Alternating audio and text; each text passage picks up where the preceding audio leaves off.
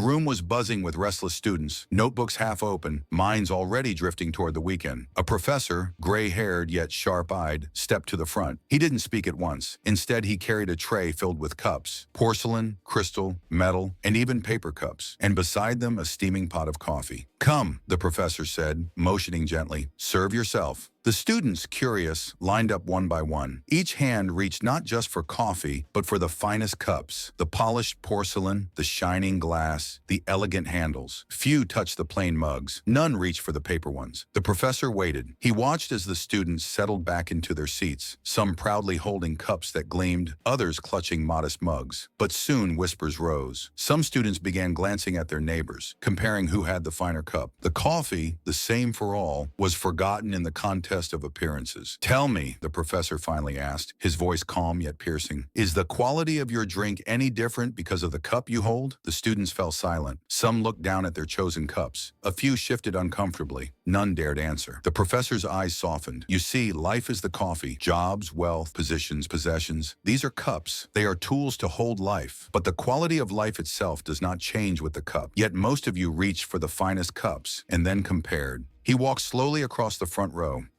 "This is why so many of us are unhappy. We spend our days staring at someone else's cup, jealous of their glass, their porcelain, their shine. And in doing so, we forget to taste the coffee we already hold." The students shifted again, some biting their lips, others hiding small nods of agreement. The professor lifted one of the plainest mugs, chipped at the rim. He raised it high. "This little cup may look unworthy, but it holds the same warmth, the same fragrance, the same comfort. It is not what you carry in your hands that defines your joy. It is how you carry it." The words hung heavy in the air. One student stared at her sparkling glass cup and realized she had barely sipped the coffee inside. Another clutched his metal cup, suddenly ashamed that he had envied others rather than savoring the gift in his own hands. A quiet awareness began spreading, like steam curling up from the coffee itself. No one spoke now. Some lifted their cups to their lips, tasting the warmth as if for the first time. A few smiled faintly, not at the beauty of their cups, but at the flavor of the coffee itself. The professor stood in silence, letting the realization steep inside them, like beans soaking in hot water. Finally, he whispered, almost like a prayer, "Life is short. Don't waste it polishing cups. Don't waste it staring at others. Focus on the coffee. Focus on living. It's not what you carry, but how you carry it." The hall was silent. Each student, for once, held not just a cup, but a lesson they would never forget.